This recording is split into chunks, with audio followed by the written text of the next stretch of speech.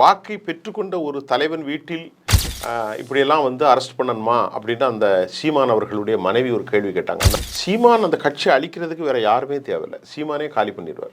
உள்ள சமூகத்தை இவன் நமக்கு தருவான் என்று இவனுக்கு வாக்களிப்பதற்கு இந்த தலைவன் சரியான தலைவனா என்ற கேள்வியை அவரே இல்லைன்னு சொல்லிட்டார். அவ வந்தா நான் படுக்கையை பகிர்ந்து கொண்டேன் அப்படின்னு ஓப்பனா ஒரு தலைவன் பேசுவதை அந்த தலைவனை பின்பற்றுகிற இளைஞர்கள் இப்படிப்பட்டவன் எப்படி ஒரு தலைவனாக இருக்க முடியும் அப்படி ஒரு கேள்வி வரும். அதுக்கப்புறம் நேற்று ஒரு போய் சொன்னார், 50,000 ரூபா நான் இங்கே கொடுத்தேன், அவள் ஏதோ கஷ்டம் வந்தால் கொடுக்க சொன்னார். அதே மாதிரி ராத்திரி வந்து நான் சொல்லிட்டார், ஒரு 5 மணி நேரத்தில் போய் சொல்கிறார். 2011ஆம் ஆண்டு பதியப்பட்டது. ஆமாம், ஏன் இத்தனை ஆண்டுகள் கழித்து இந்த வழக்கை மீண்டும் தூசி தட்டி எடுக்க வேண்டும்? அதாவது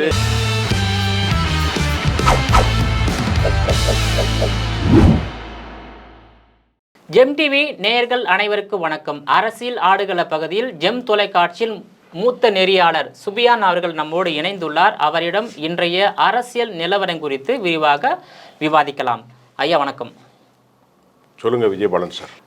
நாம் தமிழர் கட்சியினுடைய தலைமை ஒருங்கிணைப்பாளர் சீமான் அவர்களுடைய சர்ச்சையான பேச்சும் அவர் மீது பாலியல் புகாரும் வந்து ஒரு தீவிர கட்டத்தை எட்டி உள்ளது. இதே நிலை நீடிக்கும்னா அவருடைய அரசியல் எதிர்காலம் எப்படி இருக்குது சார்? நல்ல கேள்வி.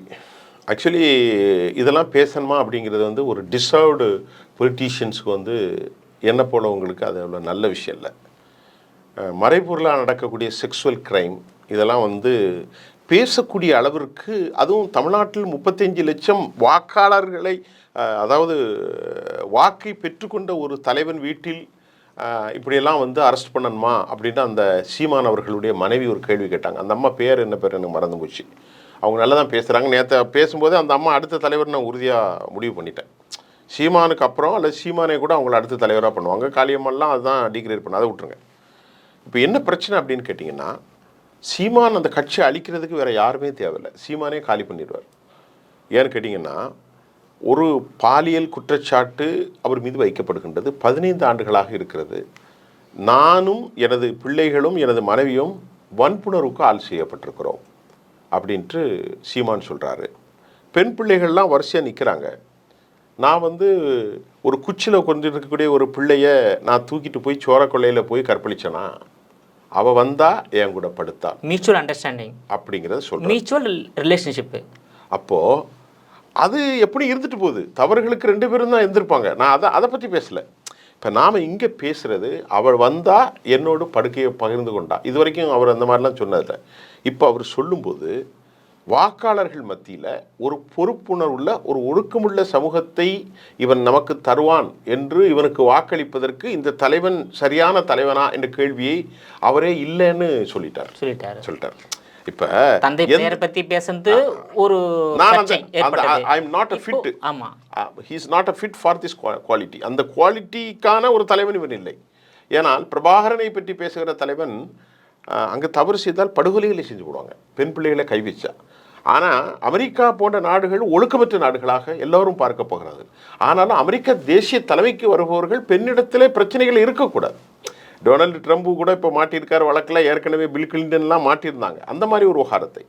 ஆனால் இவரை சொல்கிறாரு, சோழ கொள்ளையிலே கொண்டு போய் நான் கற்பழித்தேனா, அவளை குச்சியில் உட்கார்ந்தவளை தூக்கி கொண்டு என்று யாரும் புரியாத ஒரு சிவகங்கை மொழியில் பேசிட்டு அவள் வந்தால் நான் படுக்கையை பகிர்ந்து கொண்டேன் அப்படின்னு ஓப்பனாக ஒரு தலைவன் பேசுவதை அந்த தலைவனை பின்பற்றுகிற இளைஞர்கள், இளைஞிகள், யுவதிகள், தமிழ் தேசிய ஆர்வலர்கள் இப்படிப்பட்டவன் எப்படி ஒரு தலைவனாக இருக்க முடியும் அப்படி ஒரு கேள்வி வரும்.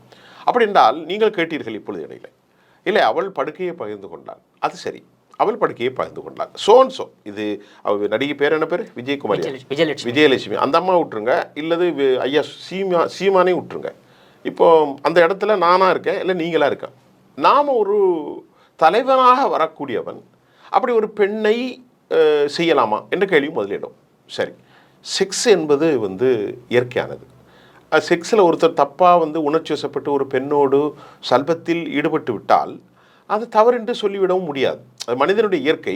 ஆனால் அவர்கள் அதை கட்டுப்பாட்டுக்குள் வைக்க வேண்டும். ஒவ்வொரு கொள்கைகள் சார்ந்தது. நான் இந்த தவறை செய்தால் நான் தண்டிக்கப்படுவேன். சில 2 கொள்கை இருக்குது, ஒன்று உலக சட்டம், இன்னொன்று இறை சட்டம். அப்படி ஒவ்வொருத்தருடைய நம்பிக்கை, மதமும் அப்போ சொல்லுது, விபச்சாரம் அப்படின்னு சொல்லுது. ஆனால் சீமான் அவர்கள் என்ன நினைத்திருக்கணும், அப்படி தப்பு பண்ணிட்டேன், அப்போ அந்த பெண்ணை தானே கல்யாணம் பண்ணியிருக்கணும். ம். தப்பு இல்லை. இவரும் அந்த பெண்ணை கல்யாணம் செய்திருக்க வேண்டும். இவர் கல்யாணம் நடந்த போது அந்த பெண் வந்து கல்யாணத்தை தடுத்து நிறுத்தியிருக்க வேண்டும். விஜயலட்சுமி ஒரு நிமிஷம், இனி அந்த பெண்ணு சொல்லுது 7 முறை அபார்ஷன் ஆச்சுங்குது. 7 முறை அபார்ஷன். அதுக்கு தவறு 2 பேரும் தானே சார்? அந்த பெண் ஏன் இல்ல, அந்த பெண்ணு தவறு. அந்த பெண்ணு சம்மதித்திருக்கிறாள். சம்மதித்து அவர் தான் சொல்றாள், நான் என்னுடைய வறுமையில் எனது குடும்ப பிரச்சனையை சீமானிடத்தில் நானும் என் தாயாரும் அக்காவும் கொண்டு சென்றோம். அதை பயன்படுத்தி நான் உன்னை திருமணம் செய்து கொள்வேன் என்று என்ன பாலியல் சீண்டலுக்கு வக்கிரமத்துக்கு உள்ளாக்கி போட்டார். யாரு? இவர் சொல்றார். அப்படி சொல்லும்போது அவ ஒத்துக்கு, அவங்க கன்ஃபஸ் பண்றாங்க. 2 பேரும் கன்ஃபஸ் பண்றாங்க, நாங்க குற்றம் செஞ்சுட்டோம். அப்படி என்றால் இவர் என்ன செஞ்சிருக்கணும்? ஒரு தேசிய தலைவராக வரக்கூடியவர், பிரபாகரனுடைய கோட்பாட்டில் உள்ளவர். 2009 தான் அந்த சம்பவம் நடக்கு. அன்றைக்கும் பிரபாகரன் உயிரோடு இருக்கிறார். அதற்கு முன்பே இவர் பிரபாகரனுடைய கோட்பாட்டில் தான் இருக்கார். 90களில் இந்த தமிழ் தேசியவாதி. நான் நாளைக்கு தமிழ்நாட்டில் ஒரு பெரும் தலைவனாக வரப்போகிறேனே, ஒழுக்கங்களை சொன்ன, மாண்புகளை சொன்ன என்னுடைய அண்ணன் பிரபாகரனுடைய தலைமையில் நான் எப்படி இருப்பேன்? அந்த பெண்ணைத்தான் அவர் திருமணம் செய்திருக்க வேண்டும். திருமணம் செய்துவிட்டு அவர்களுக்குள் வெளிப்படையாக அறிவிப்பு செய்து அவளை அவர் வேண்டாம் என்று சொல்லியிருக்கலாம், அல்லது விவாகரத்து ஈஸியாக கொடுத்திருக்கலாம். அதுக்கு முன்பு வேறு திருமணம் செய்தால் அது பாலியல் வன்புணர்வுகளுக்கு கேவலமான செயலாக வந்திருக்காது. இப்பொழுது தன் வாயால் நுணலுந்தன் தன் வாயால் கெடும் என்று நான் ஒரு பெண்ணோடு படுத்தேன், இதுவரைக்கும் சொல்லலை. அந்த பெண் தான் வந்தால் நாங்கள் அதை இப்போ நான் சொல்கிறது எல்லாம் உண்மையாயிட்டா. அதுக்கப்புறம் நேற்று ஒரு போய் சொன்னார், 50,000 ரூபா நான் இங்கே கொடுத்தேன், அவள் ஏதோ கஷ்டம்னு வந்தால் கொடுக்க சொன்னார். அதே மாதிரி ராத்திரி வந்து நான் சொல்லிட்டார், ஒரு 5 மணி நேரத்தில் போய் சொல்கிறார். நேற்று காலை அவருடைய பேட்டியில் 50,000 கொடுத்தீர்களே என்று கேட்கின்ற போது என்ன சொன்னார்? ஆமாம், 50,000 ரூபா கொடுத்தோம். அவள் வறுமைக்கு வந்தால் இது தம்பிமார்கள்ட்ட சொன்னோம், ஒரு 3 மாதம் கொடுத்தோன்னு சொன்னோம். அப்போ அவளோட எனக்கு உறவு இதெல்லாம் சொல்லலை. நான் இரவு தான் அவர் உணர்ச்சி வசப்பட்ட நிலையில் அவர் என்ன சொல்கிறார்? ஆமாம் அவன் வந்தால் நான் படுத்தேன், சோழ கொள்ளையில் தூக்கிட்டு போயா பார்த்தேன், அல்லது கன்னிப்புண்ணே என்னெல்லாமோ வார்த்தைகள் சொல்லியிருந்தார். அதாவது நடிகை தானே என்னெல்லாமோ ஒரு விருப்பப்பட்டு வந்தாங்க. அந்த மாதிரி வார்த்தை ஒரு தலைவன் அடையாளமா என்பதை நீங்களோ நானும் சிந்திக்கக்கூடாது. ஒட்டுமொத்த தமிழ்நாடு சிந்திக்கிறது, இவன் தலைவனுக்கு லாக்கியான ஆள் தானா, இப்படி ஒழுக்கம் கெட்டவராக வரும்போது அவர்கள் வாக்காளர்கள் சிந்திக்க வேண்டும், இளைஞர்கள் சிந்திக்கணும். நம்முடைய அண்ணன் எப்படி இருக்கிறார், நம்முடைய தலைவன் எப்படி இருக்க வேண்டும், ஒரு தலைவன் எப்படி இருக்க வேண்டும், மாண்புகளோடு, ஒழுக்கத்தோடு, தேசியத்தோடு. நான் மறுபடியும் அந்த கருத்தை சீமான் அவர்களுக்கு சொல்கிறேன். நீங்கள் உணர்ச்சிவசப்பட்டு சல்பத்தில் தவறுகளில் ஈடுபடுவது மனிதனுடைய இயல்பு. அது எல்லோருமே அப்படி செய்திருக்கிறார்கள். ஆனால் அவர்கள் அந்த பெண்ணை தான் கல்யாணம் முடித்திருக்க வேண்டும். முடித்திருந்து அவர் கொஞ்சம் நல்ல பெண்ணு தான், ஒரு மோசமான பெண் அல்ல. அவருக்கு சில உளவியல் ரீதியாக கொடுத்து வைத்திருந்தால் இன்னைக்கு சீமானுடைய நிலை ரொம்ப சிறப்பாக இருந்திருக்கும். அந்த பெண்ணை அவ கேட்குறா, இந்த பெண்ணிட்ட கேட்குறாங்க, நீங்கள் ஏமா போய் கேட்கலன்னு. நான் என்னை வேணாம் என்று ஒரு பெண்ணை அவர் தேர்ந்து கொடுத்து சீமான் கல்யாணம் திரும்பவும் நான் அவரிடத்திலே என் பொண்ணு கேட்பேன் என்று அந்த அம்மாவுடைய பதில் அமைந்திருக்கிறது. இன்னொரு விஷயம், இந்த வழக்கு வந்து 2011ஆம் ஆண்டு பதியப்பட்டது. ஆமாம். ஏன் இத்தனை ஆண்டுகள் கழித்து இந்த வழக்கை மீண்டும் தூசி தட்டி எடுக்க வேண்டும்? அதாவது 2011 பதியப்பட்ட வழக்க 2012 அந்த விஜயலட்சுமி திரும்ப பெற்று விட்டார். ஆனாலும் காவல்துறை அந்த வழக்கை திரும்ப பெறாமல், ரத்து செய்யாமல் அப்படியே வைத்திருந்து இப்ப தூசி தட்டி எழுப்புறாங்க. அதோட அரசியல் உள்நோக்கம் இருக்கு அல்லவா? அதாவது எந்த ஒரு பிரச்சனைக்கும் அரசியல் உள்நோக்கம் இருக்கு. 15 வருஷத்துக்கு முன்னாடி நடந்த வழக்குல அமலாக்கத்துறை தட்டவில்லையா? இன்னைக்கு பாரதிய ஜனதாவுடைய கவர்மெண்ட்ல யாராவது ஒரு பிஜேபிக்கார மாட்டியிருக்காரா? மாட்டலையே. 70,000 கோடி குற்றம் சொல்லப்பட்ட அவர் பேர் என்னது, சரத் பவாருடைய அஜித் பவார் வந்து இன்னைக்கு நல்லவனா மாறிட்டார இல்லையா? புஜ்பால் நல்லவனா மாறிட்டார, நானே நல்லவனா மாறிட்டார, அவர் சர்மா அவர் ஆசாம் முதல்வர் நல்லவனா மாறிட்டார. அப்போ அரசியல்வாதிகள் தங்களுக்கு தேவைன்னா அந்த வேலையை செய்வாங்க. அதே மாதிரி சீமானையும் செஞ்சுருக்காங்க. இந்த மாதிரி அசிங்கங்களுக்கு உட்படாதவர்கள் எந்த தலைவன் இருக்கான்? அவ்வளோ பேரும் இந்த தவறுகளை செஞ்சு தான் இருப்பான். ஓப்பனா சொல்லிட்டாரு. அந்த விதத்துல சீமான் வந்து ஒரு உண்மையானவன் தான். நான் ஏதோ ஒரு அழுத்தத்துக்கு உட்பட்டான்னு சொன்னான். ஆனால் அவர் காதலித்த பெண்ணை திருமணம் செய்திருக்க வேண்டும், அதுதான் அவர் செய்த தவறு. அதாவது அவர் என்ன சொல்லியிருக்கணும், நான் இப்போ சினிமாவில் நடிகர் இவர் இருக்கார், யார் நம்ம விஜய், அவர் பேர் ராஜேந்தர். அவர் வந்து யாருமே குறை சொல்ல மாட்டாங்க. அவர் உயிருள்ளவரை உஷா என்று அந்த அம்மாவை கல்யாணம் பண்ணார். அவங்களுக்கு ஏற்கனவே ரவீந்தரோட ஒரு சில தொடர்புகள் இருந்தது.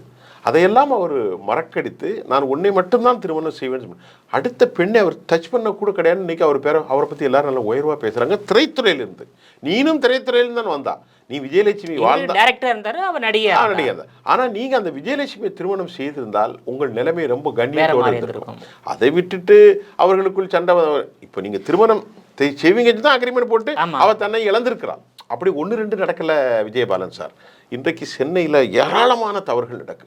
அந்த பொண்ணு இளம் பொண்ணு தான். இப்போ இன்னைக்கு இல்லை, 2008 2009 ஒரு 18 வருஷத்துக்கு முன்னே அந்த பொண்ணுடைய வயசே ஒரு 20 வயசுக்குள்ளே தான் இருந்திருக்கும். இன்றைக்கி அவளுக்கு ஒரு 33 வயசு இருந்திருக்கும். ஆனால் அன்றைக்கே அவள் அந்த குடும்ப சூழ்நிலை அன்னைக்கு சீனியர் தான் யார், சீமான் அன்னைக்கு. அப்போ ஒரு பெரிய மனுஷனாக இருந்த ஒரு பெண்ணை அப்படி செய்யலாமா? ஒரு டைரக்டர் ஒரு கண்ணியமாக செஞ்சுருக்கலாமா? செஞ்சுட்டு அவள் நம்ப வச்சுட்டு இன்றைக்கி வந்து ஒரு தமிழ் தேசிய தலைவன் பிரபாகரன் வந்து ஆமக்கறி தின்றேன், AK-73 பண்ணேன், வாங்கோலி பிரியாணி சாப்பிட்டேன், அண்ணனை சந்தித்து அந்த லட்சியத்தோடு நான் அலைகிறேன், தமிழர்களுக்காக வாழ்வோம், தமிழனுக்காக தமிழ் தேசியம் என் அப்பன் முப்பாட்டன்லாம் சொல்கிறோம். நீ இந்த விஷயத்தில் தவறி போனனால சீமானுக்கு பெரிய டிக்ளைன். இப்போ காளியம்மா போனாங்களோ அந்தம்மா போனாங்களோ அதெல்லாம் விட்டு நுழலும் தன் வாயால் கெடும் என்பதற்கேற்ப சீமான் கட்சிக்கு எப்படி ஒரு எழுச்சியை கொண்டு வந்தாரோ அப்படி ஒரு வீழ்ச்சியை அவர் கொண்டு வந்தார். இப்போ சீமான் வந்து அவர் வேறொரு பெண்ணை திருமணம் செய்து கொண்டு குடும்பத்தோடு வாழ்ந்து வருகிறார், ஒரு கட்சியுடைய தலைவராக இருந்து வருகிறார், ஒரு அரசியல்வாதியாக உருவெடுத்து விட்ட தமிழ்நாட்டில். ஆனால் விஜயலட்சுமி வந்து இன்னும் திருமணம் ஆகவில்லை. யார் இதில் பாதிப்புனா விஜயலட்சுமிக்கு தான் பாதிப்பு. 2011 வழக்கு தொடர்வதற்கு முன்பாகவே யோசித்து வழக்கு தொடரப்பட்டிருக்க வேண்டும். இல்லை வழக்கு தொடர்ந்த அந்த விஜயலட்சுமி அந்த நேரத்திலேயே அதுக்கான தீர்வை வந்து கண்டிருக்க வேண்டும்.